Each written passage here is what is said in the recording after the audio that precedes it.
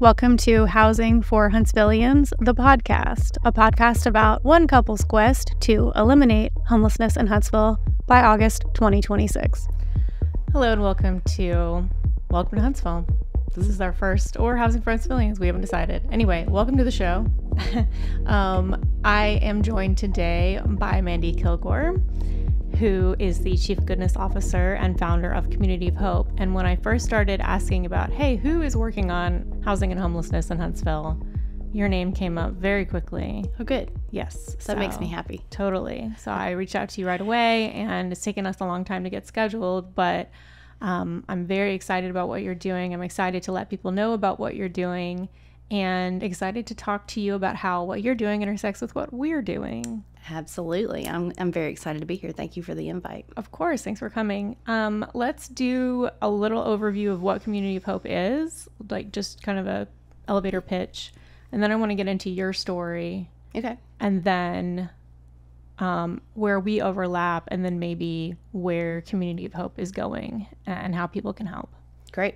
So elevator pitch for Community of Hope.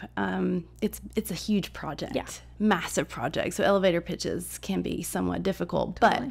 But to get us going, Community of Hope was founded due to a massive gap that we have in Huntsville in affordable housing, which is really where we align and intersect on a lot of different things. And we were formed to address that gap because we got frustrated. We got frustrated with not being able to find adequate housing. And so Community of Hope is a master planned community. We're replicating something that's already working great in Austin, Texas, called Community First Village. So we're not recreating the wheel here, which is phenomenal for me because it's a lot of work.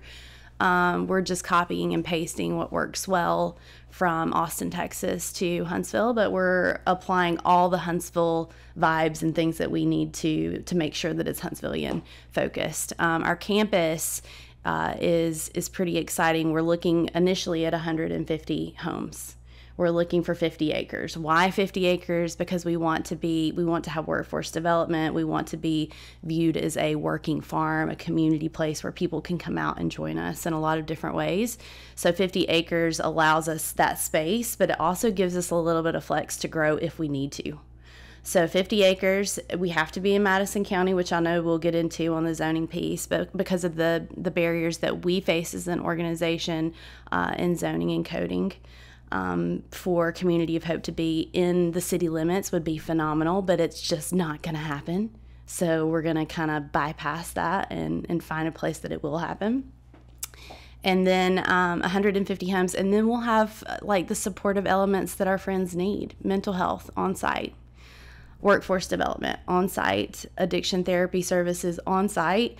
And eventually, the sadder side of homelessness is that our friends are exposed to the elements for years. And so hospice is a part of that conversation. Respite is a part of that conversation. So it's really like a holistic community that addresses just about anything that you could think that our friends face as far as barriers are concerned.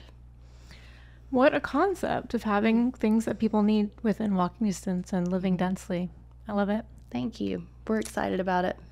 Tell us how you got into this realm.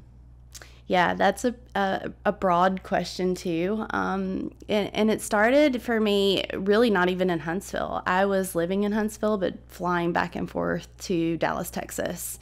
And I was probably in my late 20s at that point, 28, 29. And for the first time ever, I had experienced and seen homelessness on a completely different scale, a larger scale. In Dallas? In Dallas. And I had never seen that before. I mean, I grew up in Southside, Alabama, which is a little town in Gadsden, which most people are pretty well familiar with.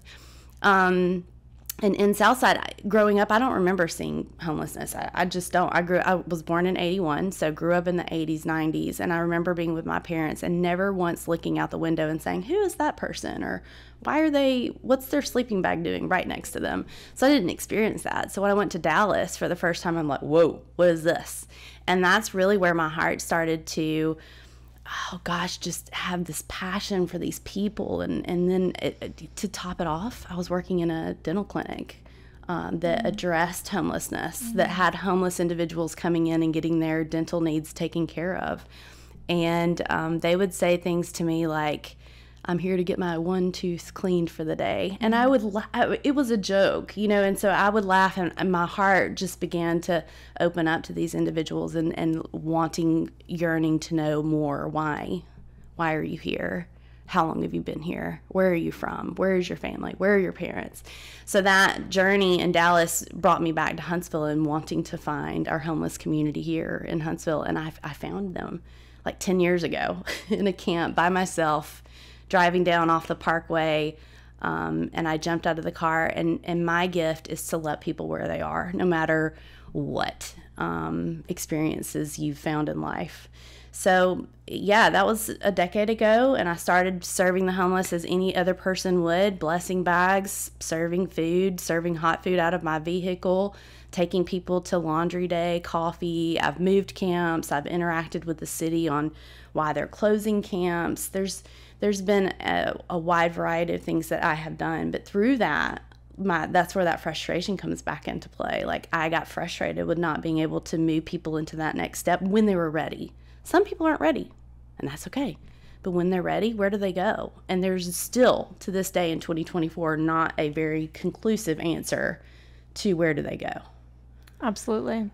You cannot solve homelessness without housing. No. And we don't have enough housing. We don't. It really is that simple. Mm-hmm. It's pretty simple. It's not the end of the story, but it is the beginning of the story, and it's the majority of the story. Right.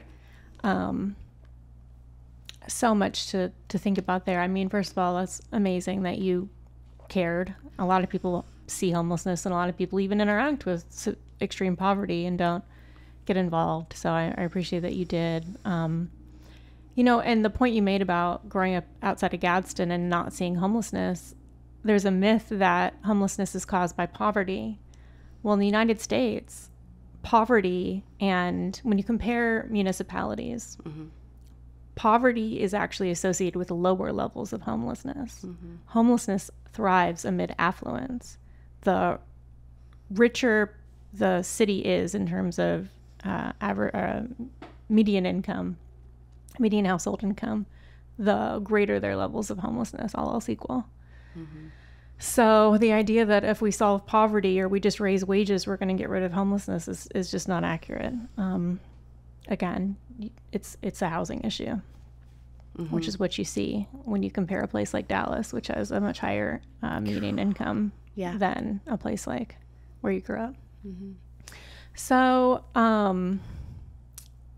yeah, and I think, were there any other myths that you kind of saw exploded through actually talking to and working with people experiencing homelessness? I think another thing that people really don't understand is, you know, they think that these people are choosing homelessness. They think that these people are just fundamentally different than they are.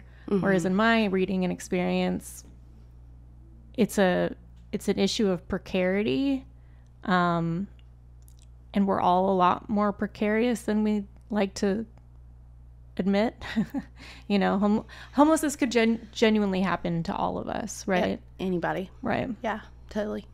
And it, you know, a lot of things that we find, and reflecting back on Community First Village in Austin, Texas, Alan Graham is the founder and the CEO there, and he says something that's pretty profound, that housing will never solve homelessness, but community will. So back to that whole aspect of like having this community come together and really work side by side with people who could have lost everything. You know, like a lot of the friends that I have on the streets, and we're out there every single month, even though I'm no longer serving in the capacity that I was serving in, i.e. food, you know, necessities, things of that nature. I'm still out there every month, and I have relationships with people who have experienced a lot of trauma, and that trauma, you know, sent them on a path of addiction through either drugs or alcohol, you know, and they face major stereotypical views. But I think one thing that I'm trying to create awareness on is, how is this any different than the people that may live 3 doors down from you?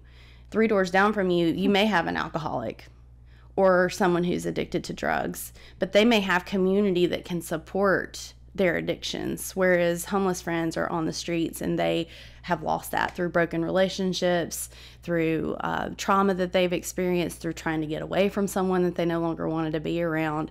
And so that community aspect is missing for them. But stereotypical views of homelessness are broad. They're back to what you were saying, they want to be out there, and I've got a great story for that.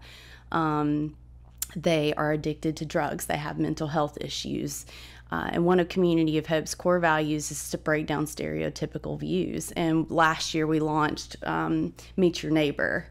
And so Becky is a video that we did recently. You can find it on YouTube and on our website and in other places. But it's really just showing Becky for the beauty that she is, you know, and she's such a great person. And she's living in our camps right here in Huntsville today. And she doesn't need to be out there. She needs a housing solution. She has income. But that whole campaign is to break down those stereotypical views so that as humans, we can see people, regardless of whether they're housed or not housed, in the same light that you and I can see each other today.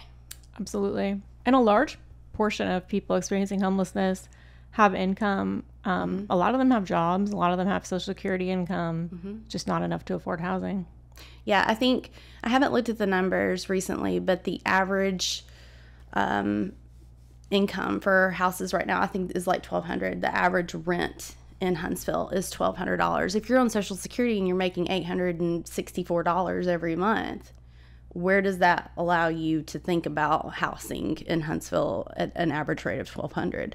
Right. It's impossible. Right. So then that's, you know, back to that story I wanted to tell you about Joe. So Joe doesn't live in Alabama anymore. He lives in North Carolina. But Joe presented this facade that he's good. He wants to be out here. He doesn't need your help. Right. He would have like a tomato plant out front and say, look at my tomato plant. And, you know, this is my tent. This is my space. I'm good. I don't need your help. But the more I got to know Joe and breaking down his own concerns about being my friend and exposing too much, you know, revealing too much, the nutshell piece like really started to fall off. And the moral of the story for Joe was that he couldn't afford it. But as a man, he didn't want to tell me that. Why would you want to say that? Why would you want to say, oh, I need your help? He's not going to do that. He was a Marine. So that's one thing that people need to understand, is that when you meet someone that says that they're good, they're probably not good. They just don't want to reveal to you that they're weak. Absolutely. I think that's a really great point, and I hadn't thought about that, but absolutely. I mean, and it's not just, I mean, there's obviously gendered expectations, right? Mm-hmm. Men are punished for failing to perform masculinity a lot more than women are punished for failing to perform femininity. And one of the expectations of masculinity is that you would not be vulnerable, that you would not be a burden, that you would not need help, that you can take care of yourself and others. But there's also a Southern thing or a conservative thing of like not needing help and not being a burden, which I think is also at play. So when you're speaking to people, just because they say I don't need help doesn't mean that's necessarily how they might feel if it were seen differently to need help. Mm-hmm. Agreed. I think it's interesting as well to think about what homelessness means. So one thing that I think is really interesting when people say these people are choosing homelessness, and going back to the poverty issue, one thing that you notice when you go abroad is you don't see homelessness in poorer nations.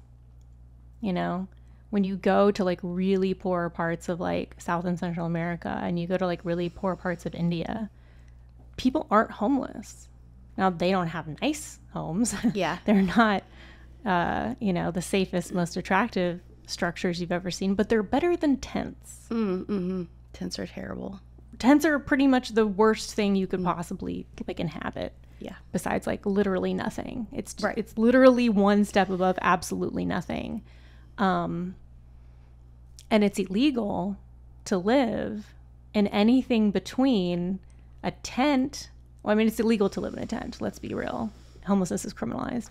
Yeah. But we tolerate tent structures. But if you build something that's anywhere between a tent and a code compliant, zoning approved, perfectly nice, acceptable, community approved, aesthetically pleasing single family home, Yeah. the city will literally tear it down and force you back into the tent. And so that's why I really brought you on. Like, Yeah. like, let's really talk about it. Like, why do we have a home? So, and going back to what you said, so you quoted somebody who said, housing can never solve homelessness. Yeah. Interesting. Isn't it? But like, you have to really understand like the stories, like when you walk with people who's experiencing homelessness, and let me use my friend Tina. Tina has been on the streets forever, and she finally got into housing, which was incredible. And I'm excited for her, but she is struggling. Right. She's struggling because she doesn't have a car. She doesn't have a way to get her medications. So she's not staying on her medications. I actually work with a doctor who's incredible here in Huntsville that goes and delivers her medication to her door and knocks so that she can stay in medication. So Tina's in a house, but barely. And then we've gotten other people into housing too that in parts of the city, and this is back in my frustration days where all of this was mounting to the point where I'm like, okay, enough. We just need to build a community because this is just overkill. But they would move into apartments and the bed bugs would be so terrible that they would prefer to live on the streets versus in a house. Mm-hmm. So back to that whole analogy of housing will never solve homelessness. You can put someone in a house all day long. And I've got another great story about a friend that I moved into Johnson Towers. But if they don't have the support systems that they need, they will bounce every single time. So at the end of the day, if you're building houses for days and days and days, but you don't have that supportive system around it, I don't see where it's going to work. What is the guy's name that I want to tell you the story about? I'll think of it in a minute. But we moved him into Johnson Towers. He got a housing voucher from the city of Huntsville, which we're excited about. And we moved him in there, and we worked our tails off to get him everything that he needed. Because again, here's another dilemma and barrier. People move into housing, but then what? They don't have a couch. They don't have food. They don't have a toilet brush to clean their toilet with. And some people even struggle with understanding what cleaning is. But he stayed there for about 3 months, and we worked our tails off to get him everything that he needed. My aunt stocked his entire fridge, got him trash bags, sponges to clean with, everything. And he bounced because he didn't know how to care for that space and place. So back to housing will never solve homelessness, but community will. If you have that support system, and some of these folks, back to stereotypical views of homelessness, sometimes people become homeless when they're 7. Yeah. And that's hard to think about. Yeah. But at the age of 7, and I have a precious 9-year-old, my 9-year-old does not know how to clean. He doesn't, and I'm working with him on those trades because he needs to learn those things. Right. But a 7-year-old is not going to know how to properly care for food that needs to be stored in a refrigerator or to how to clean a home. And so when you're looking at that 7-year-old who was homelessness and fast forward 50 years and now he's 57, there's a level of expectation. You're 57, you need to know how to take care of a home, but he doesn't know how to do that. So it's just shattering when you think about people. Relationships are the most important. If you know that person, you know what they need, and then you can support them in the way that they need to be supported. Okay.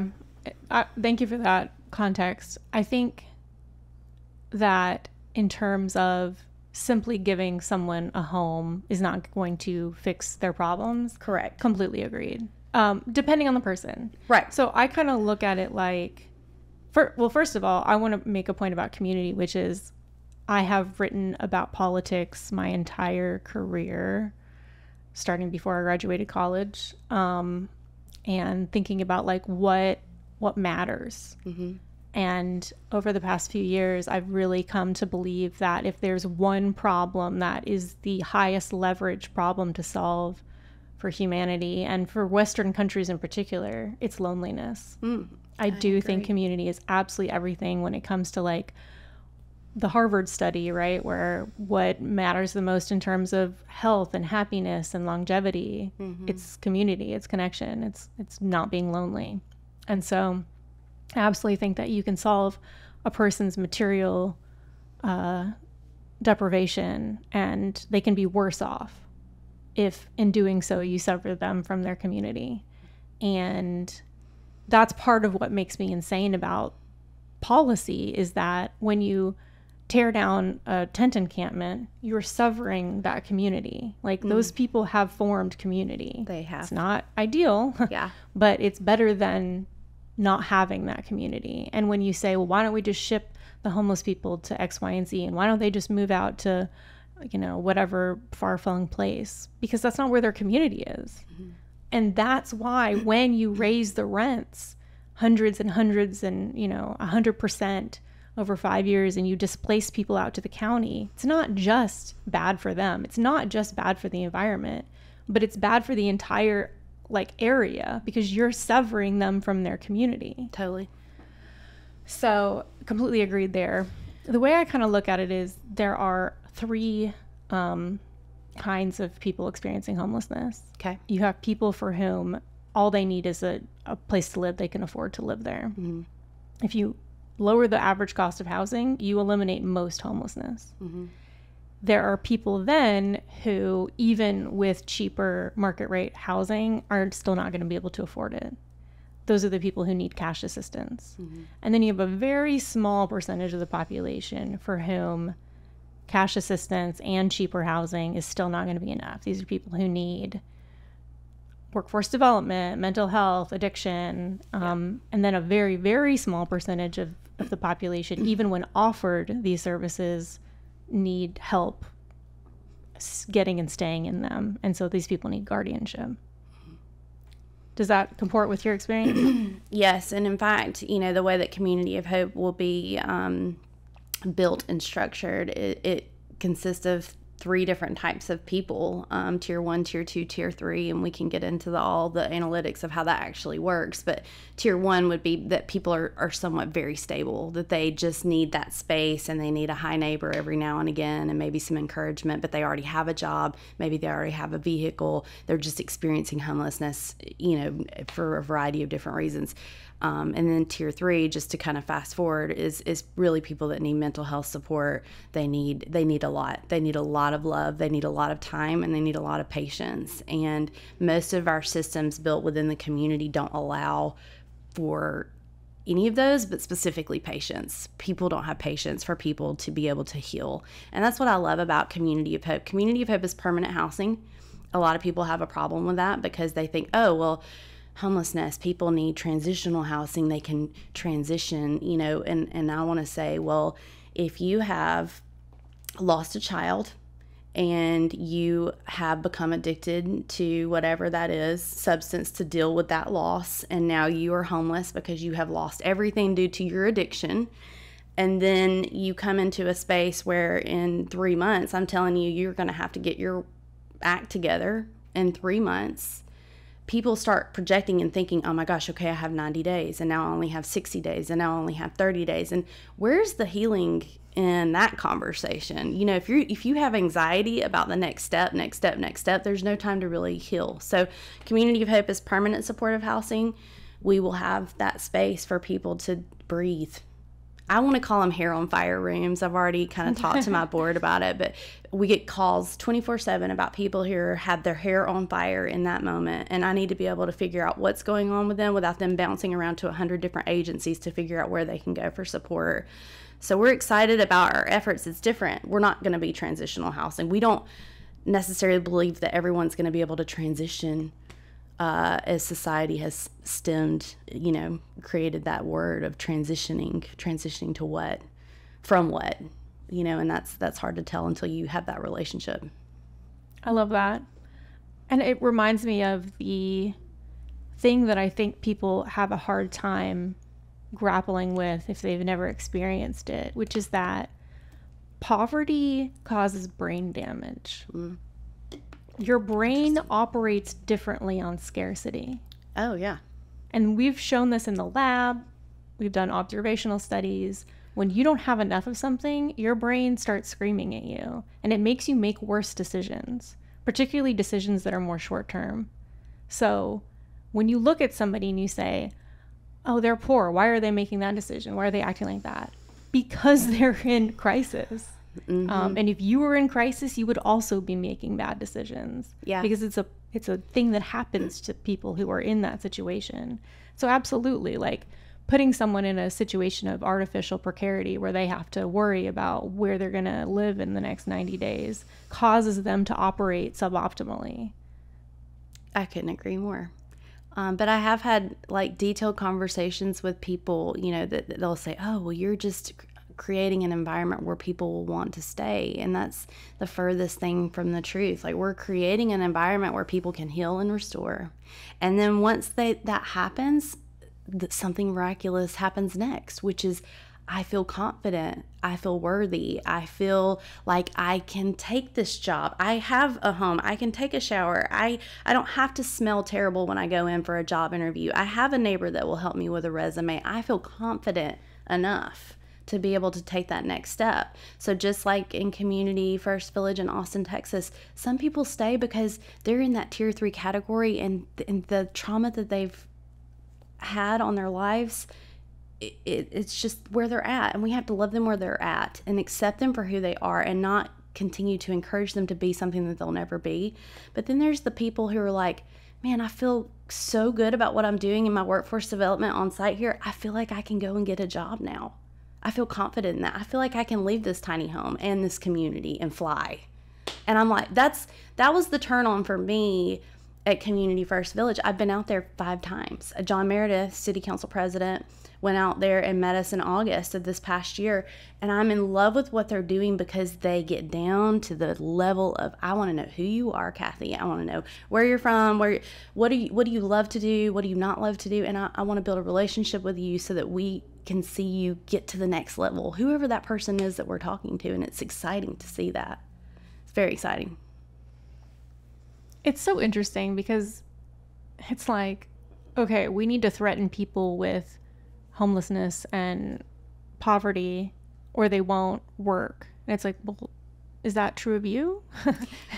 Are you that kind of person? It's like scolding people to yeah, and it's weird. It's a very negative view of human nature and human behavior. I mean, what we've seen again in the lab and in observational studies is that humans by and large are just remarkably and consistently pro-social. You know, we want to help each other. We want to be fair. We want to give back. We want to be productive. We want to be useful to each other. And I don't know, it's this weird idea that like, okay, we could either spend time and energy ensuring that everyone has what they need to be productive, however you want to define it, members of society, or we can erect systems that ensure that people are constantly afraid of losing everything, and then that will scare them into acting in the right way. And it's like, it doesn't work. It doesn't work. It's really, and it's the thing is, it's more expensive. It is to operate the latter system than the former system. And I think if you look back to my excitement and what we're doing and what others are doing, there's many people that are replicating this sort of model across the United States. But Housing First is failing in a variety of different ways. And how much is our government throwing at Housing First? Not just in Alabama. I mean, yes, you agree completely. It's failing because back to that whole housing will never solve homelessness, but community will. It's failing because people think, oh, you know, we'll put this person in this little box and they're just going to be fine, and they're not fine. So there's a lot of elements to that, but I would love to see all of the money thrown at Housing First into something where it does make sense, and it's really simple. It's really simple stuff. I completely agree that Housing First is failing, and I completely agree that part of why it's failing is that, I mean, one, how do we know Housing First is failing? Well, within 10 years, the majority of people who are enrolled in and participate in Housing First experience homelessness again. That's a fail. A majority, that's a fail. Another reason that it's failing is that it's extremely expensive. Another reason that another thing that we know, or a KPI, a key performance indicator, would be the expense of it. The other thing that, to me, when you talk about is Housing First a success or a failure, has it reduced rates of homelessness? Not by one tiny little bit. No, it's growing exponentially. Where it's been tried and where it hasn't been tried, it's growing everywhere. Every growing city, as far as I know, is also experiencing growing rates of homelessness, except cities that are building a lot more housing. And this is the fundamental problem with Housing First, is that Housing First takes units that are already in existence and makes them Housing First units. So there's no increase in net number of units under Housing First. And it costs money to operate Housing First and to take the unit and make it a Housing First unit. So you're spending money, but you're not increasing the net number of new units. So how could it work? Like, it doesn't even make sense. Like, Housing First could work for a percentage of homeless people who just need housing if it involved building a lot more units, but it doesn't. So it doesn't work, and it will never work. Anyway, this is as good a time as any to talk about new units. Yeah. And why you guys have not been able to create a plan that involves building. So when we talk about like poverty traps, if you build in the county, which is your plan, Yeah. everyone who works pretty much will need a car. That is expensive and getting more expensive every day to own and operate a vehicle. It's a huge barrier, right? If you could build in the city, people could use transit, people could walk, people could bike to their jobs. Yeah. So they could get employed easier, they could get out of poverty more quickly. It would be better for the environment, it would be better for public health. Just for lots and lots of reasons, it would make way more sense for you guys to be able to build in the city, but you were not legally allowed to. Yeah, there's a lot, and I mean, I'm going to go back to Austin again. They experienced something very similar. They had a 7-year land battle where even the city council of Austin extended land to Mobile Loaves and Fishes, or Community First Village, and the Not in My Backyard movement, which is something we can touch on at some point too, but NIMBY became so loud that they had to retract that and say, okay, I'm sorry. I know we were going to gift you this land, but now we're going to take it back because our constituents are not happy and they're, we're not going to get votes. And then we go down the political rabbit hole of nothingness. But same. So we're facing very similar situations. Density is a word that's tossed around pretty heavily in Huntsville. We're housing chronically homeless people. So we're not looking, we will have some density because we'll have people that live on site that are not experiencing homelessness. So, that will exist. But the county is the best place for us because we will not have to face so much adversity and so many barriers as an organization when our hearts are simply set on housing chronic homeless individuals. So Madison County is the answer for us. So there are two aspects to what can keep someone from being able to build any kind of structure. And this matters to me, again, because it's not just that this community isn't allowed in the city. It's that our zoning ordinance does not allow any kind of naturally affordable housing in at least 70% of the city. It is illegal to build anything other than a single family detached home with a large lot. It's more than 70% of Huntsville. Well, guess what? A single family home with a large lot is expensive. It's expensive to build, it's expensive to inhabit, it's expensive to maintain. It causes sprawl, right? It causes traffic. It causes car dependence. It causes lack of walkability and bikeability. Lawns are expensive to maintain. They're terrible for the environment. Like, yuck. Anyway. Not into them. Yeah. I mean, if you want to live in one, fine, but like, it shouldn't be legally mandated that that's the only thing you can build on that piece of property, especially in a city. Yeah. Anyway, so, but there's two elements. So there's the zoning element, which I believe, so like a single room occupancy is a type of housing that is naturally more affordable than even an apartment. Yeah. So we're building a lot of apartments right now, but they're not particularly affordable. Well, they're all, entire apartments where you've got the kitchen and the bathroom. That all costs a certain amount of money to build and maintain.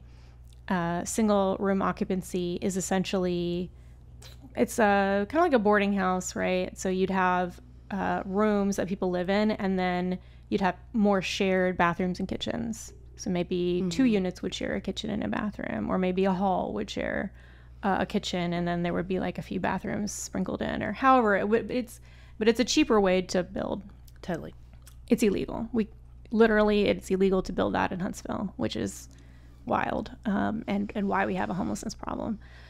So there's the zoning barrier, right? But then there's the NIMBY barrier, which is something can be legal to build, and a developer can say, hey, we've got this plan, this project, it is compliant with zoning, building, everything, but can we build it? And then the neighbors come and say, like, we don't want this. We don't want to live next to this. We don't want these apartments in our backyard. We don't want these SROs in our backyard. We don't want these people nearby. That's right. And so my understanding is that Community of Hope is not legal to build. Like it does not comply with zoning or the zoning ordinance. Is that right? Yeah, as far as I know. And we have pushed the envelope some. We have great relationships. Like I mentioned, John Meredith came back in August, which was a huge honor. And I appreciate his support and his interest in helping us navigate these waters and find a way. But he too struggles with, how to navigate these waters and how to find a way. And so I had presented some zoning and coding ordinances from Salt Lake City, who was doing something very similar, which in a nutshell, her story was like, the mayor was like, I've had enough, like we've got to do something different.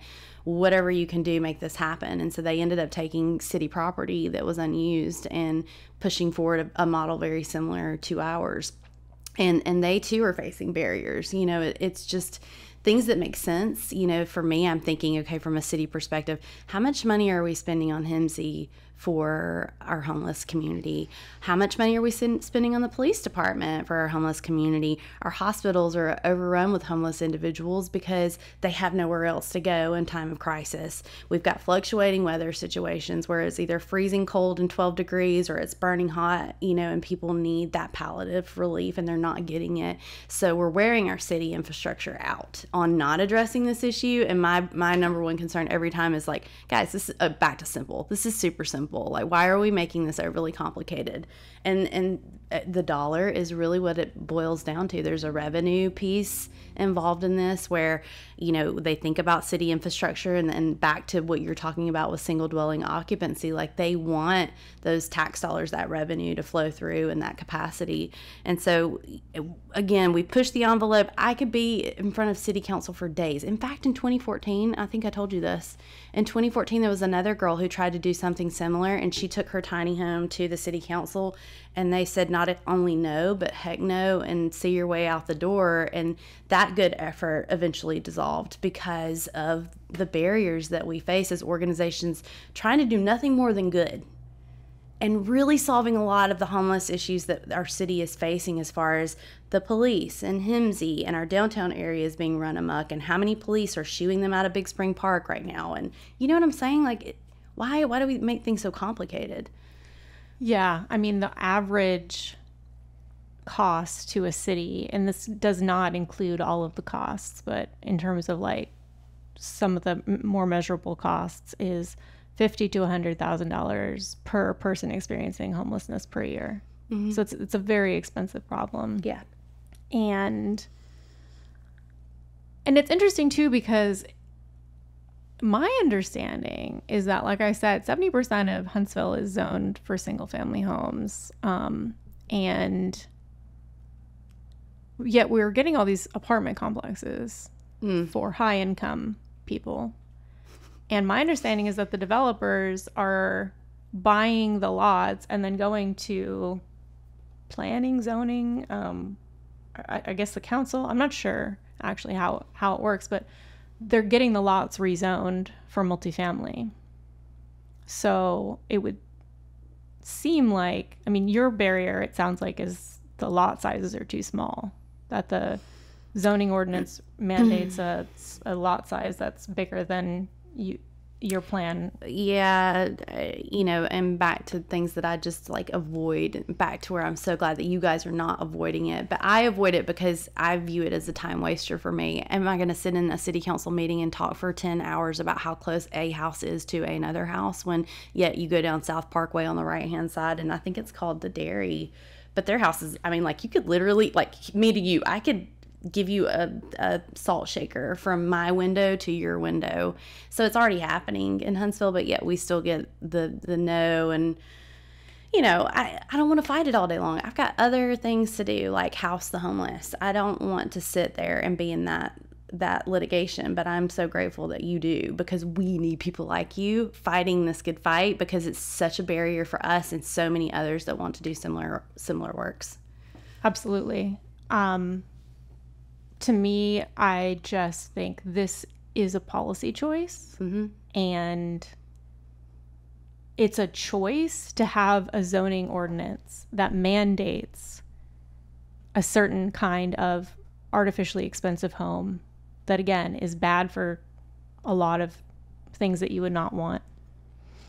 Good for a lot of things you would not want. Bad for a lot of things that you would want. Bad for society. Bad for the city in a lot of ways. And because we have the zoning ordinance in place, that means projects are approved on a project by project basis, which means there's a lot of latitude to say, well, this project that we expect to house high income people, we're going to approve, we're going to allow. And this project that we expect to house lower income people, it doesn't fit. We don't want it. Bye. And the thing is, at the end of the day, it may be that there are more people with more power who want to protect the status quo than people in terms of number and power who want a better city. And that may be the case, but I'm going to talk about it until everyone knows that's what's happening. Yeah, it's exactly what's happening. And back to Austin, Texas, they experienced that for 7 years. They eventually moved out into Travis County. They can't be inside Austin city limits because of the same barriers. I will say that after, I think, a point that I made to John Meredith specifically as we were walking through that community in Austin was, John, let's not let it get to the point where we have to wait this long to get any type of funding or any type of approval. Like, they're already doing it. Travis County just gave Community First Village in Austin, Texas, like $64 million. No strings attached money, which was great, because Travis County finally said, oh my gosh, what they're doing is so good. And they're actually getting people off of the streets, and people are staying off of the streets, and they're living in community. And then they're either going on, or those that need to remain. In fact, they're building out 1,900 homes now. And then another group just gifted them more acreage out by the Austin airport so that they can continue to do what they're doing, because they're doing it so well. But that's what, again, my point to John is, let us not wait this long before we see Madison County gifting $64 million to Community of Hope, because that $64 million will actually do something, instead of just throwing money back at Housing First or throwing money at whatever we're throwing money at right now, because it's not making any sense. My biggest pet peeve is when I see a headline that says $500,000 coming into Madison County for homelessness, and I'm like, where does that go? Where? Does anyone know the answers? And I don't think anyone does yet, and that's okay, or not okay, but yeah. And it's tough because we obviously need people to provide services to homeless people experiencing homelessness. We do. Obviously. And more should go toward that. But the fact that, as far as I can tell, 100% of the dollars given to the problem of homelessness goes to making homelessness less shitty for the people experiencing it, and no dollars are going toward ending homelessness as a thing that happens. Yeah. We're maintaining. Wild. We're maintaining. We're not maintaining. Homelessness is growing. We're spending more money to serve more people, because more people are falling into and staying into homelessness because we're not putting any money towards solving the problem. That's right. So give to us, because we are actually working on solving it. Yeah. Give to you. Yeah. You are actually working on solving it. and continue giving to services. I'm not saying divert money from services. Right. I'm saying in addition to paying for services, let's pay for solutions. Yeah. And I think that that's an important statement. And I say it all the time because I was just speaking to someone that was talking about blessing bags. Blessing bags, I have a personal relationship with them where I pulled out 45 blessing bags out of one person's tent. And I'm like, okay, this is just a waste of resources but then sometimes blessing bags are really important because it could have been the deal breaker for that person who may have been on the verge of saying, you know, I'm going to end my life today or I'm not. And then someone came by and was sweet enough to acknowledge that person. So I don't want to take away from any of those services. They're critically important. Serving hot meals at the camps, having case management within our community, which we're doing a great job of. There's a lot of case managers out there right now. But the problem is that even if they're working with a case manager and they get to that step of, okay, I'm ready for my keys, I'm ready for my house, I've done all of the steps. What house? I have my driver's license, I have this, I have that, I have a job, I have an income, I have a support system, I can pay utility deposits. Oh my gosh, the list gets longer and longer. Where's the house? Right. And there's some. I don't Sure. want to say that there's not, Of course. but it's like a very small percentage of housing availability. And so we've got nonprofits out there saying, hey, we moved 25 people in 2023 into a house. And I'm excited for those 25 people. I don't want to take away from the 25 people that got into the houses. But I'm like, okay, what about the hundreds of other people that 200 also people need fell housing? into homelessness. So Right. You're adding into the bucket. It's crazy. yeah.